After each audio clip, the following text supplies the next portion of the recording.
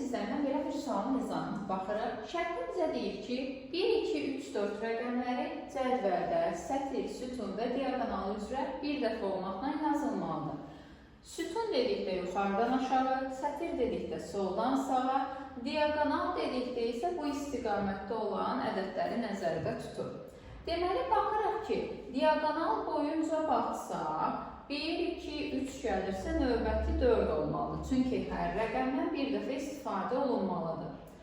Sətrə baxsam, 1, 4 istifadə olunub, 2, 3 qalır. 2-ni bura yazmaq olmaz, çünki sütunda 2 var. 3-ü bura, 2-ni bura yazdıq.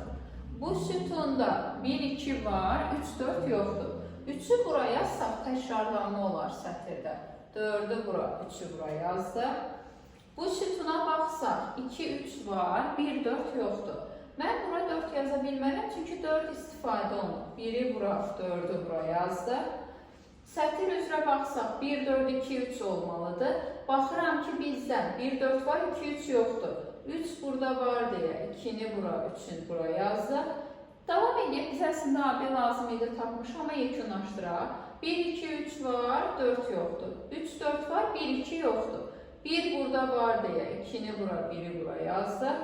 Deməli, A-nın qiyməti 4, B-ninki 2 oldu. Toplayanda eləyir 6, cavab olur A variantı.